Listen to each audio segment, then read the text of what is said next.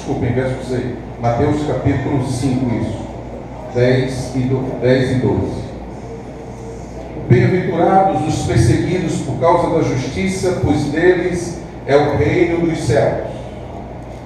Bem-aventurados serão vocês quando por minha causa os insultarem, os perseguirem e levantarem todo tipo de calúnia contra vocês. Alegrem-se e regozijem-se, porque grande é a sua recompensa nos céus. Pois da mesma forma perseguiram os profetas que viveram antes de vocês. Amém?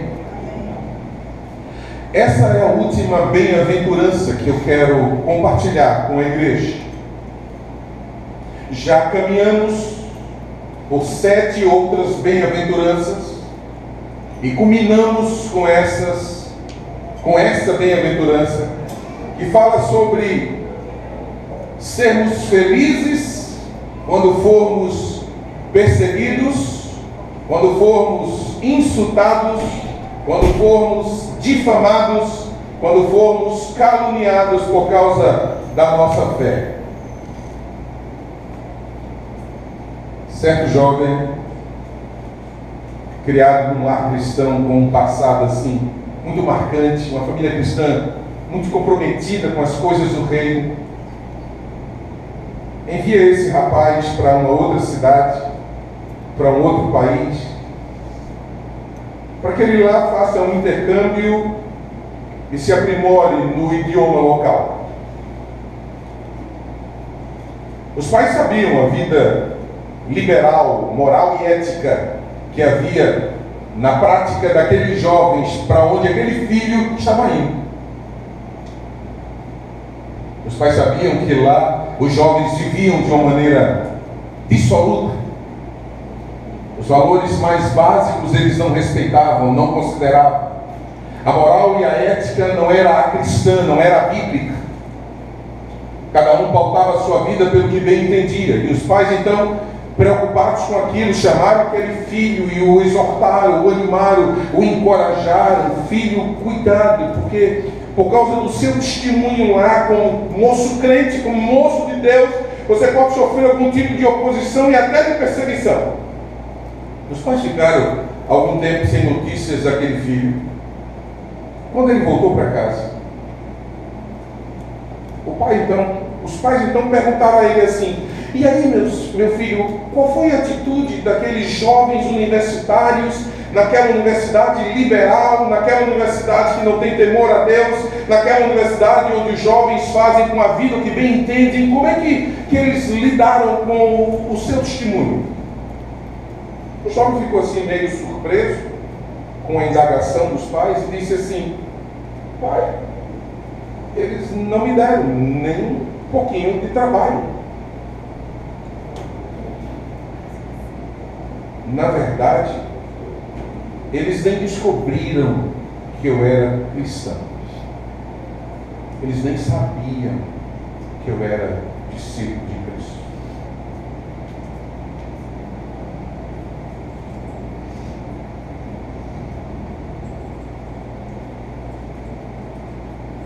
É impressionante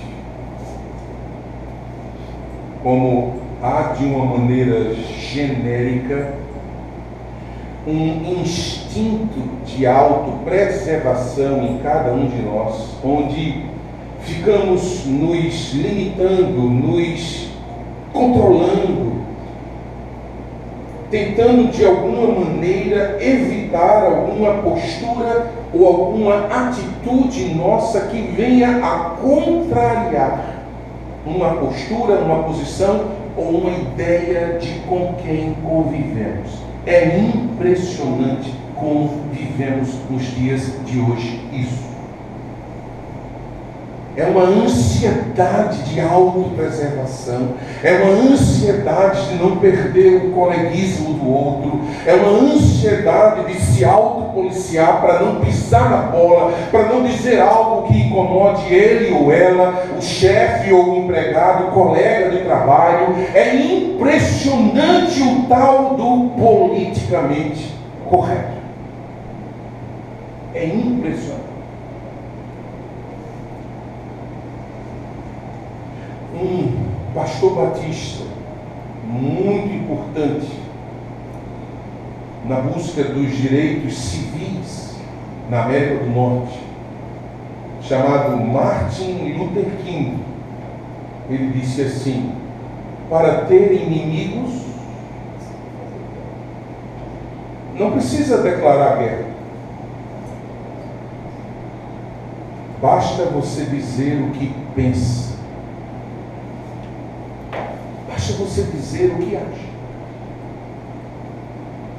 Basta você se posicionar.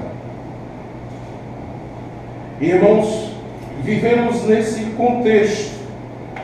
E é muito interessante porque não é um contexto exclusivo de nossa época, 2016.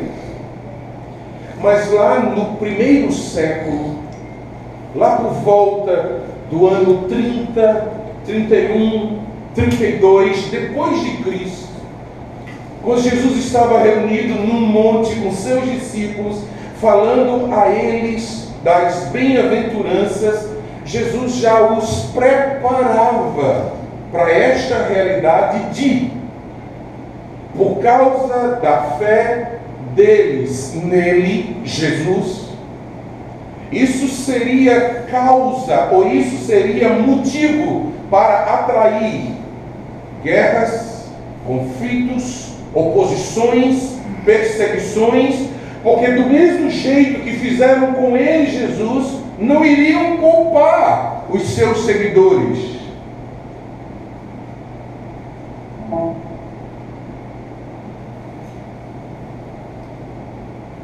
Nesses 3 versos que eu li para vocês, há uma coisa muito interessante. É que é a única bem-aventurança das 8 que tem 2 bênçãos. A única. As demais diziam assim: bem-aventurados os mansos. Aí a bênção, porque serão consolados. Bem-aventurados os misericordiosos. A bênção, porque alcançarão misericórdia. Mas essa bem-aventurança, bem-aventurados os perseguidos, é a única que tem 2 bênçãos. A primeira bênção está no verso 10. Veja aí na sua Bíblia. Bem-aventurados os perseguidos por causa da justiça, verso 10. Aí olha agora a bênção: porque deles é o reino dos céus. O reino dos céus, portanto, é somente de gente perseguida por causa da justiça de Deus. Vá agora para o verso 12, tá? A segunda bênção, Mateus 5,12. Alegrem-se e regozijem-se, porque grande é a sua recompensa nos céus. Aí está a segunda bênção. Dos perseguidos é o reino dos céus, e dos perseguidos é grande a recompensa que os aguarda no céu. E eu não quero que você ache que a gente deve amenizar o termo aqui. Recompensa é prêmio mesmo. Eu não posso dizer a Socorro, eu não posso dizer a mamãe, eu não posso dizer a irmã Fátima qual é esse prêmio. Qual é essa recompensa? Eu não posso materializar, eu não posso trazer uma ideia do que é que Jesus está querendo dizer aqui, que será recompensa para aqueles que diante dos outros testemunharem de sua fé nele e serem perseguidos por conta disso. Mas a palavra de Deus diz que haverá recompensa, e isso nos basta, ainda que hoje a gente não entenda a dimensão dessa recompensa.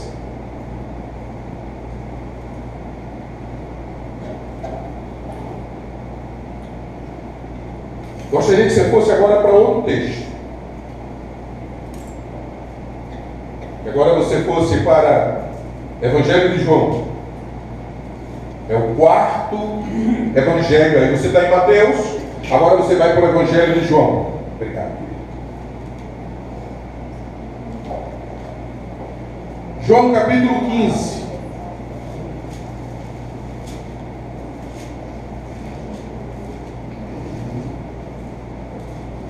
versículo 18. João 15, versículo 18. Quem pode ler para nós bem alto? Se o mundo vos odeia, sabei que primeiro que a vós me odiou a mim. Verso 19, outra pessoa. Se vocês pertencessem ao mundo, ele os amaria como se fosse dele. Todavia, vocês não são do mundo, mas eu os escolhi, tirando-os do mundo. Por isso o mundo os odeia. Verso 20. Mais alto. Lembrai-vos da palavra que vos disse: não é um servo maior do que o seu Senhor. Se a mim me perseguiram, também vos perseguirão a vós. Se guardaram a minha palavra, também guardarão a vossa. 21. Os juízes, porém, vos farão por causa do meu nome, porquanto não conhece aquele que me enviou. 22. Se eu não viera, nem lhes houvera falado, pecado não teriam, mas agora não tem desculpa do seu pecado. Aquele que me odeia, estou no verso 23, também odeia o meu Pai.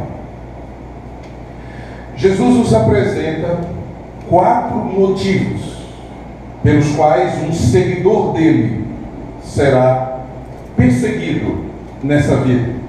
E em sendo perseguido por causa disso, que ele se julgue, que ele se sinta alegre, regozijado, rejubilado, feliz, abençoado, bem-aventurado.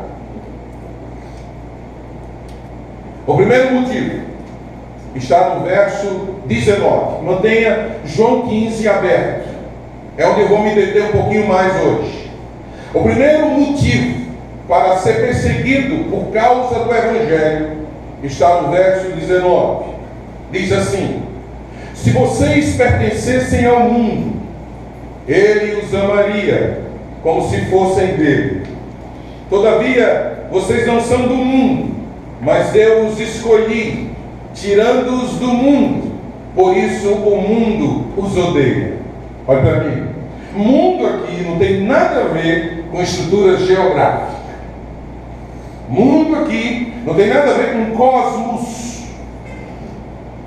Mundo aqui tem a ver com um estado espiritual de prática de algumas pessoas. Mundo aqui tem a ver com estilo de vida moral, ético e espiritual. Jesus está dizendo assim: se vocês pertencessem ao mundo, e quando ele disse isso aos seus discípulos, ele queria que a gente entendesse o seguinte: se vocês extraíssem do mundo os padrões morais e éticos de vida, se vocês modelassem sua conduta segundo os padrões do mundo, se vocês fossem inspirados por esse sistema espiritual que declina e que reprova a intervenção de Deus, o mundo aplaudiria vocês. É isso que ele está ensinando para nós. Daí quando um jovem casal verdadeiramente cristão diz assim: nós estamos castos, virgens, porque entendemos que esse é o modelo da palavra de Deus, porque a palavra de Deus diz que sexo é só no casamento, e nós confessamos Jesus como nosso Senhor e Salvador, e não brincamos com isso. Estamos nos preservando, estamos nos reguardando, estamos nos acautelando para viver a plenitude sexual só dentro do casamento. Quando um jovem cristão assim se expressa, o que Jesus está dizendo é que ele vai ser humilhado, injuriado, caluniado, difamado, perseguido, ridicularizado.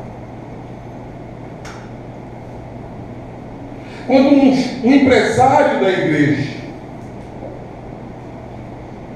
está diante de um gestor público para fechar uma obra pública federal, estadual ou municipal. E houve do gestor a seguinte insinuação: quanto vai rolar para mim?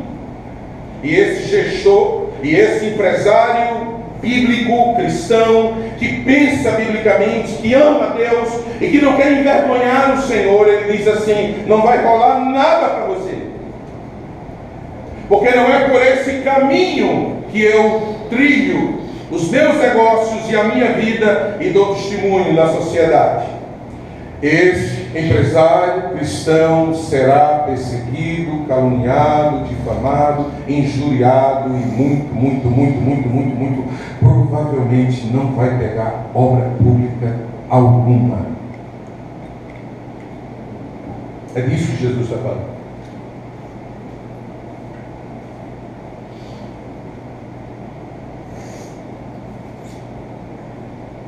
Irmãos, as pessoas mais íntimas de nós, elas sabem o que fazíamos antes de nascermos de novo. Elas sabem como era a nossa vida antes de conhecer a Cristo. Elas sabem do que a gente curtia, do que a gente procurava para ter prazer. Elas sabem.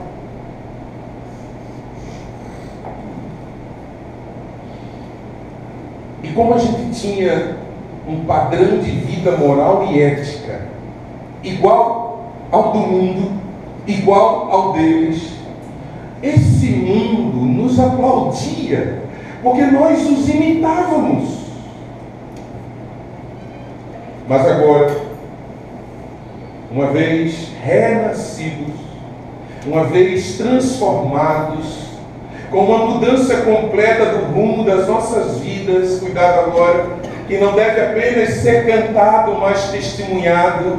Jesus Cristo mudou meu viver, diferente hoje agora é o meu coração. Cantemos isso, não há problema em cantar isso, mas que muito mais relevante do que cantar, a vida demonstre que diferente de fato é o coração, que diferente de fato é a vida, que diferente de fato Cristo fez na minha vida e na sua vida. Quando a gente deixa o sistema do mundo e aceita o padrão estabelecido pela palavra de Deus, nós estamos dizendo assim ao mundo: sem Deus, eu encontrei Jesus, que é alguém muito mais superior a tudo quanto vocês podiam me oferecer. Sabe o que acontece? O mundo não aceita que haja algo de maior valor, como conhecer a Cristo, que seja considerado superior ao que o mundo sem Deus quer oferecer para mim e para você. E daí, quando eu e você pautamos nossas vidas por um novo modelo, por uma nova prática, por um novo estilo, por uma nova conduta, isso contraria, isso inquieta aqueles que, não entendendo isso, passarão a nos perseguir. Volte os seus olhos para João 15 e os põe agora no verso 20. Porque no verso 20 está o segundo motivo que Cristo apresentou para justificar a perseguição do mundo sobre nós. Olha o que diz o verso 20, João 15, verso 20. Lembrem-se das palavras que eu lhes disse: nenhum escravo é maior do que o seu senhor. Se me perseguiram, também perseguirão vocês. Se obedecerem a minha palavra, se obedeceram a minha palavra, também obedecerão a de vocês. Jesus Cristo, por causa do seu padrão de justiça e santidade, humanamente falando, e expressa através dele, Jesus Cristo foi odiosamente levado à cruz do Calvário por seus perseguidores. Não foi por gente boa, não foi por gente que estava ao lado dele, não foi por gente amiga, foi por gente que o odiava. E o odiava não como pessoa, mas o odiava pelo seu discurso, odiava pela sua pregação e odiava pelo seu estilo de vida, santo, puro, justo, honesto. Isso causou no coração daquela turma que lidava com ele profunda intriga, incompreensão, e diziam: temos que matar esse homem. E o fizeram. Deixa eu dizer uma coisa: Jesus não está mais presente fisicamente hoje. Mas sabe quem é alvo? A igreja. Eu e você. Mas sabe qual é a tentativa de quererem nos pegar? É por ódio a Ele. É por ódio a Ele. E agora, como nós, escravos do seu amor, somos os seus representantes aqui nessa vida, para pregar ao mundo sem Deus que em Cristo existe toda uma possibilidade de redenção e de transformação do coração, isso incomoda o mundo sem Deus.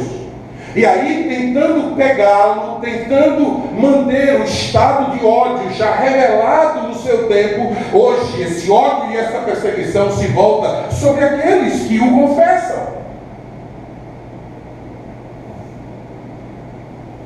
Jesus está dizendo assim: o escravo não é maior que o seu senhor.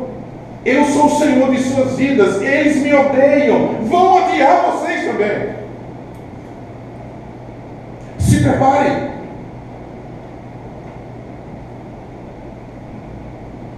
Põe seus olhos no verso 21, que eu quero deixar o terceiro motivo que Jesus nos apresenta para sermos odiados pelo mundo.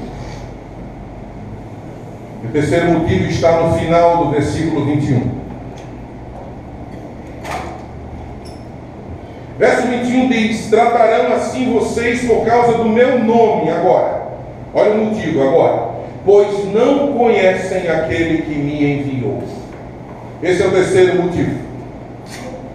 Jesus está dizendo aqui: o mundo odeia a Deus e a Ele mesmo, porque o mundo não conhece a Deus e a Ele mesmo, Jesus, como Redentor de suas vidas.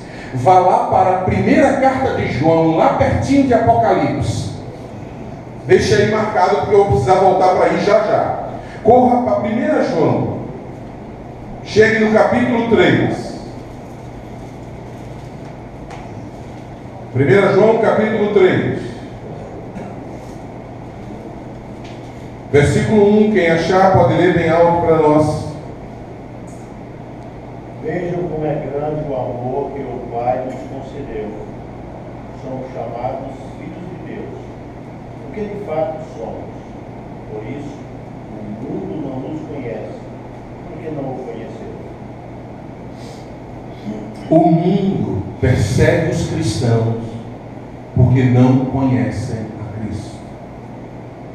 E causa um furor no coração dos que não são de Deus essa história de você dizer que é de Cristo. Essa história de você agora dizer: Cristo transformou o meu viver, e o que antes nas trevas eu fazia, agora eu não faço mais. Como? Nós sabemos de onde você veio. Que história é essa que você não mente mais? Que história é essa que você não adultera mais? Que história é essa que você não engana mais? E aí você diz: não adultero, não minto, não engano mais, porque Cristo transformou o meu viver. E isso incomoda os que ainda não foram transformados. E por conta disso, a estratégia deles é perseguir você, é injuriar você, é difamar você, é caluniar você, é tirar a sua alegria de ser um salvo. João 15, verso 22, está o último motivo que Jesus Cristo nos menciona como sendo motivos para sermos perseguidos. João 15, 22 diz: se eu não tivesse vindo e lhes falado, não seriam culpados de pecado. Agora, contudo, Eles não têm desculpa para o seu pecado. Está vendo porque eu e você, como seguidores de Cristo, somos também perseguidos? Porque assim como Cristo, nós falamos de pecado. Nós dizemos que há coisas que não agradam a Deus. Nós dizemos que certas práticas, certas condutas, certas atitudes do mundo sem Deus não podem ter o nosso aplauso.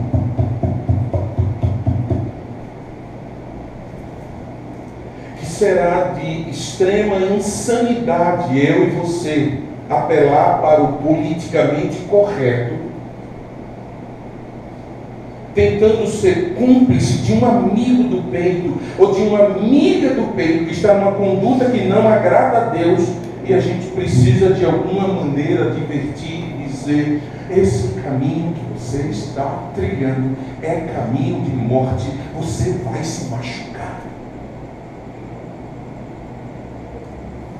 Porque alguns de nós temem perder essa amizade, perder esse coleguismo, perder esse aconchego, perder a consideração a quem tanto consideramos, até que um dia eles descubram a intensidade de nossa fé e de nosso compromisso e comecem a nos machucar, e a nos machucar, e a nos machucar, e a nos ferir, e a nos injuriar, e a nos difamar, e a nos caluniar, e a mentir sobre nós, e a nos perseguir, e montar estratégias, e montar armadilhas para tornar a nossa caminhada mais dura, mais pesada, quer na família, quer fora da família, quer no trabalho, quer onde quer que seja. Porque como Cristo, a gente fala de pecado.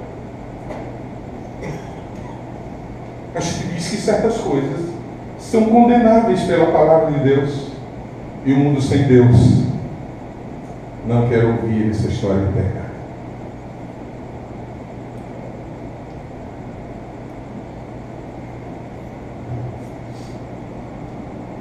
Igreja da Graça, eu e você somos os instrumentos, guarde bem isso, que o Espírito Santo conta. Ele espera isso da gente para inquietar os homens, advertindo-os de seu pecado e de sua impiedade. Mas fique preparado, porque os filhos do mundo odeiam aqueles que, como instrumentos de Deus, revelam a impiedade deles. Jesus Cristo mudou o meu viver, diferente hoje é o meu coração. Se você não tem sido perseguido por conta disso, se você não tem sido caluniado, difamado, se não andam inventando mentiras a seu respeito por causa de seu compromisso de fé, cuidado para que não seja a história desse rapaz que eu comecei o culto hoje contando. Ah, ninguém sabe que eu sou cristão. Mas se você hoje à noite compreende a palavra, que lhe compromete com Deus da palavra, que te salvou, que te redimiu, saia daqui sabendo que o mundo, o sistema espiritual do mal, onde pessoas estão envolvidas, próximas a você, vai odiá-lo, vai injuriá-lo, vai persegui-lo.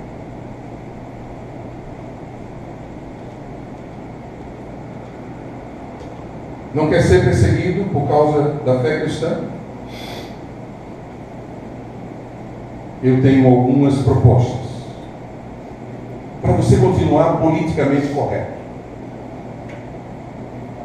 Eu tenho algumas propostas para você continuar muito bem nos seus vínculos de amizades e nos seus vínculos familiares com aqueles que, sendo do mundo, difamam e caluniam e injuriam você porque você se diz um crente. Lá vai a primeira proposta. Aplauda esse povo. Aplauda isso. Diga que não há nenhum problema.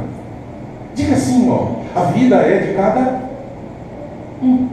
E cada um vai prestar contas a Deus de sua vida. E silencie. Fique na sua.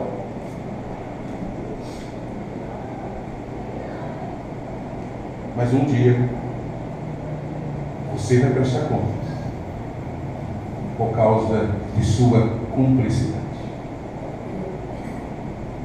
Não estou dizendo que você vai perder a salvação. Eu estou dizendo que a Bíblia diz: Deus vai se envergonhar de você e vai se envergonhar de mim.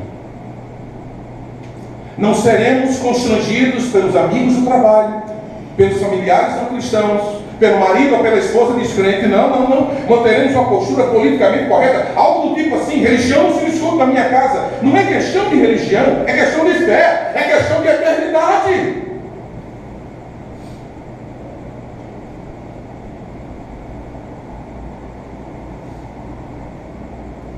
Não quer ser perseguido? Aceite a ética do mundo. Se conduza como eles se conduzem. Os jovens casais da igreja transem fora do casamento. Não há problema nenhum. Vocês não terão nenhuma contrariedade. Vocês não serão insultados, não serão difamados, mas estarão nos obedecendo a Deus. Os homens casados da igreja adulterem. Não há problema nenhum. Há tantos homens que fazem, desde que sua esposa não descubra, desde que sua esposa não saiba, não há problema nenhum. E você vai manter uma postura absolutamente aprazível para o mundo, não para Deus. As esposas que estão aqui, traiam seus maridos. É meio a meio hoje. Não tem essa história de homem mais traído que mulher. É meio a meio. Você não vai incomodar ninguém. Você estará dentro do padrão do mundo, mas não estará dentro do padrão de Deus. E já que você se diz com um coração diferente, porque Jesus mudou o seu viver, segure as pontas, meu irmão, porque você vai sofrer perseguição por conta disso. Vão deixar você de lado. A galera não vai convidar mais você para estar com eles, não, porque você os incomoda, porque você é luz, e luz reflete trevas, e as trevas de pecados deles, eles não querem que venham à tona.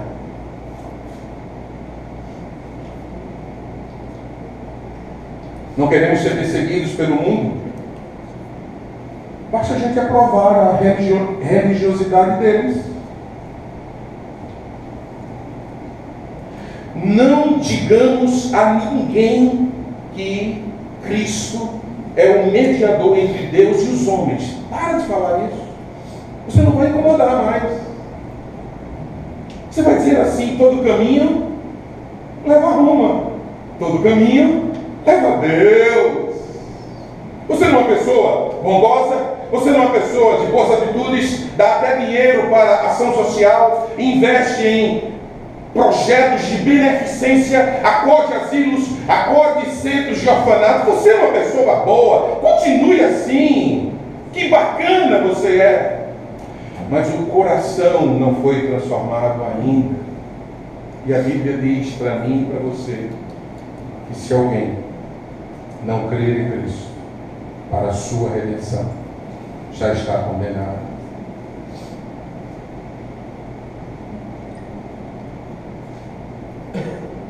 Permita que o mundo mostre muitos caminhos que levam a Deus.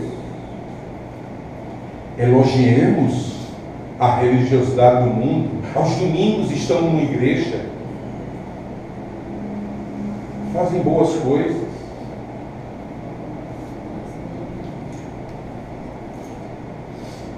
Você não quer ser perseguido? Eu não quero ser perseguido. Então não nos separemos do mundo. Não precisamos tomar o partido de Cristo. Não precisamos deixar que ninguém saiba que somos cristãos. Irmãos, vamos viver bem com todos. Olha, no escritório, não trate desse assunto. Não diga a ninguém que você pertence a Cristo.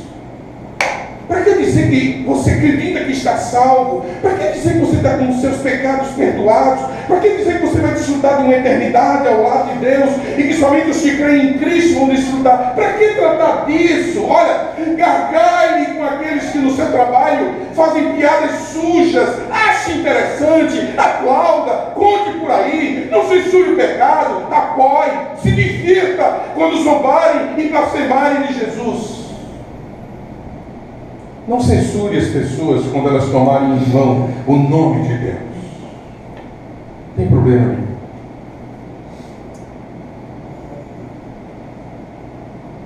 Você terá o aplauso do mundo, mas você e eu teremos o envergonhamento de Cristo naquele dia.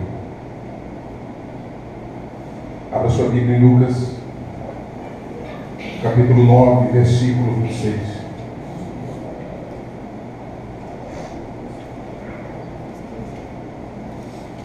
Lucas, capítulo 9.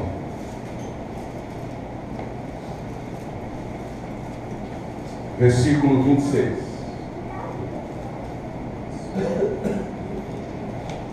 Lucas 9, 26 diz: se alguém se envergonhar de mim e das minhas palavras, o Filho do Homem, que é Jesus Cristo mesmo, se envergonhará dele quando vier em sua glória e na glória do Pai e dos santos anjos.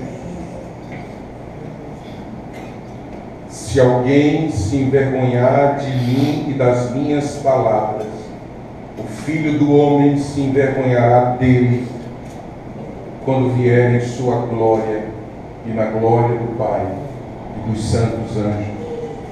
Deixa eu lhe dar uma notícia. Jesus está dizendo que Ele não vai negar os que procurem a amizade do mundo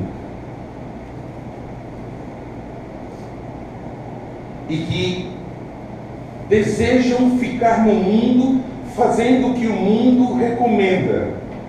O que Jesus está dizendo que vai negar, que vai se envergonhar, é daqueles seus filhos, que se dizendo seus filhos, quando o aperto chega, quando o arroxo aparece, quando a pressão do grupo familiar se instala, ele diz assim: opa, estou lá na Igreja da Graça, estou lá, estou analisando aí, estou vendo se fico lá mesmo. É desse tipo de gente que Jesus está dizendo que vai se envergonhar na glória, quando a glória dele vier. É daqueles que, se dizendo aqui crentes em Cristo, viviam uma vida de dupla atitude ou de duplo comportamento. Tinham um espírito dúbio, um espírito duvidoso, um espírito inquieto, um espírito que não era só de Deus, mas um espírito bipartido, uma inclinação para lá e para cá. Quero terminar essa palavra inspirando você e me inspirando com personagens da Bíblia que foram perseguidos por causa da fé. Um deles é José. Os irmãos o perseguiram por causa da justiça, e você sabe que ele foi parar numa cisterna seca no deserto, 13 anos aprisionado, mas Deus o tirou daquela cisterna e o fez primeiro-ministro do Egito. Bem-aventurados os perseguidos por causa da justiça. Quero te apresentar Daniel. Por causa da justiça, Daniel foi lançado na cova dos leões. Deus o levantou e o fez primeiro-ministro da Babilônia. Bem-aventurados são vocês quando por minha causa vos injuriarem e vos perseguirem. Quero te apresentar Jeremias, que foi lançado numa masmorra coberta de lodo e areia movediça o engoliu. E ele foi perseguido por causa da justiça, mas Deus o ergueu e honrou-lhe o nome como profeta de Deus em toda a nação de Israel. Irmãos, eu poderia falar de tantos outros. Mas o meu desejo é que desses nomes que eu falei, você apague os nomes e ponha o seu. Adélia, Pedro Paulo, Salomão, Flávio, Samuel, cada um de vocês, perseguidos por causa da justiça, comeram o pão amassado, comeram, vivenciaram os sofrimentos agudos por causa da fé. Mas Deus os honrou por toda a vida, preservando-os firmes na esperança que eles um dia creram e têm o direito de desfrutar. Que Deus te abençoe.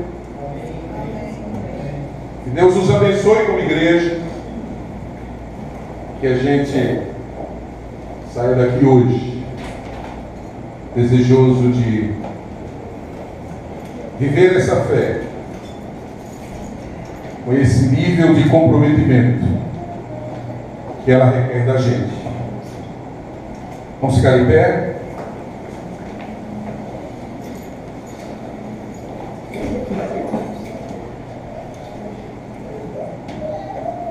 Eu quero apresentar um nome para vocês. E gostaria muito que vocês o procurassem na internet e lessem a história desse homem. O seu nome é Sadhu Sundar Singh, um indiano. Sadhu Sundar Singh, um indiano. Singh, S-I-N-G-H, S-I-N-G-H. Se você digitar isso na internet, provavelmente já vai aparecer o nome dele, Sadhu Sundar Singh. Esse rapaz foi evangelizado por médicos belgas na Índia, numa das cidades indianas onde ele morava. E ele era de uma família muito rica, irmãos. Esse rapaz entra em casa e diz assim para a família: papai, a partir de hoje eu decidi seguir a Cristo e portanto eu não vou mais seguir nenhuma religião hindu. Não sei se vocês sabem, os hindus têm por baixo 300 mil deuses. Eles têm deuses para tudo que você imaginar, contanto que eles não incomodem nenhum deus. Aí qualquer deus pode caber na religião hinduísta. E aí aquele pai olhou para aquele menino e disse assim: como é, você vai negar a nossa fé e vai agora dizer que vai seguir esse tal de Cristo que transformou a sua vida? Garoto, se você, ele era um garoto na época, 16 anos, se você não negar Jesus agora, eu vou te matar. Ele disse assim para o pai: papai, eu não posso negar Jesus, porque ainda que eu perca o meu nome e parte da herança na sua família, o meu nome foi escrito no livro da vida. Então, papai, eu não posso negar a minha fé. Eles se despedem, o rapaz vai embora. O pai chama o irmão dele, tio do rapaz, e diz assim: eu vou matar meu filho. E queria dizer uma coisa a vocês: se você não demovê-lo da ideia de seguir a Cristo, isso não vai demorar muito. O tio então o chama em casa, Sadhu Sundar Singh, o leva para casa, desce com ele até o porão da casa, mostra para ele muito ouro, muito diamante, muita esmeralda, mas irmãos, muita riqueza aquele tio dele tinha. E aí aquele tio diz para ele assim, sabendo que o pai iria matá-lo se ele não negasse a Cristo, e diz assim: olha, teu pai já te descartou, teu pai já te humilhou, teu pai já tirou o nome dele de ti, tu pois serás adotado agora por mim e terás agora herança por mim. Olhe para tudo isso que você tem aqui, tudo agora é teu. Negue Jesus. Ele diz assim: meu tio, o Cristo que eu abri o coração e recebi diz que nos céus há uma coroa da vida me esperando. E nada disso tem valor mais para mim, mas a coroa que me espera lá na glória, meu tio. O tio vai e conta para aquele seu irmão, de que não conseguiu demover o seu filho.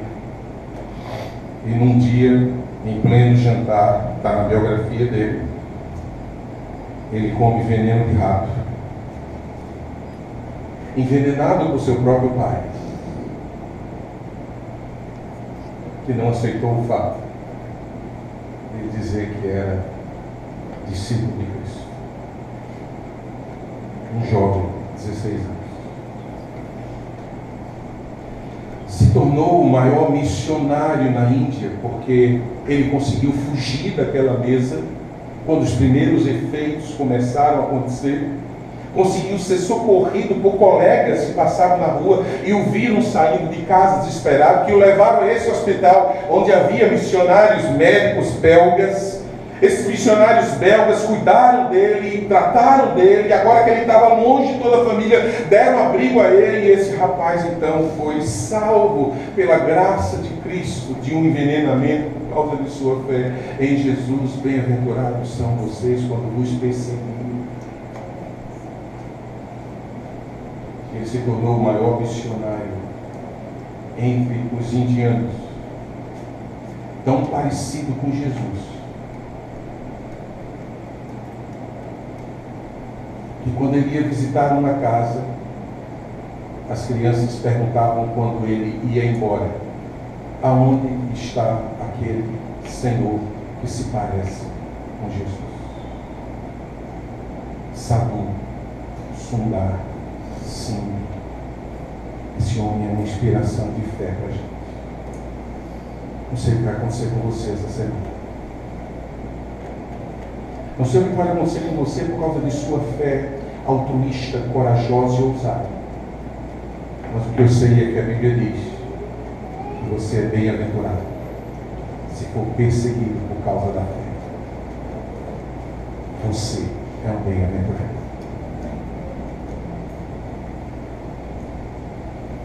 E vós, que antes não erais povo, mas agora sois povo de Deus.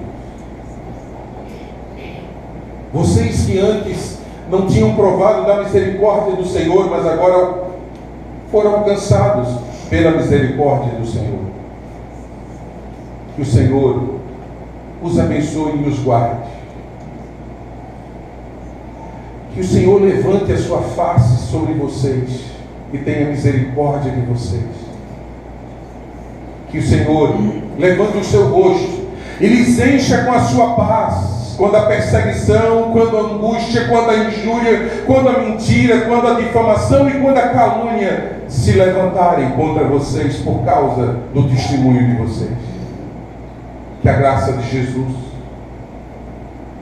impregnada do amor de Deus, inflamada em nossos corações pelo Espírito Santo, seja com cada um de vocês nos tempos de perseguição, hoje e até o dia da volta de Jesus, quando seremos recebidos por Ele em glória, para estarmos com Ele para todo sempre. Em nome do Pai, em nome do Filho, em nome do Espírito Santo. Amém? Amém. Sentem só um pouquinho, irmãos. 5 minutos, não mais que isso. Essa é a campanha das nossas cadeiras. Gilberto já pode dizer para nós aí quantas, Gilberto? 60. Não é? Então, começamos com uma cor vermelha e agora estamos com uma cor amarela. E já vamos chegar nas 80, nas 100, que é o nosso alvo. Então cada cadeira custa R$80. Nós precisamos chegar em 100 cadeiras e assim a gente terá reembolsado os cofres da igreja com essa nossa doação. Doe quantas cadeiras você quiser, meu irmão. Ore sobre isso, peça ajuda a Deus e doe aquilo que Ele abriu o teu coração para fazer.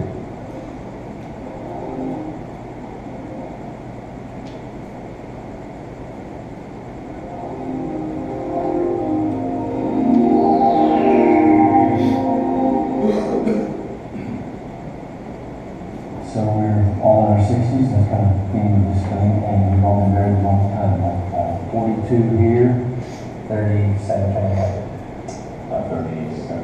37 coming up. All through the same. That's husband and wife. It is a precious thing. So, a key of longevity. I read Bonhoeffer the other day, and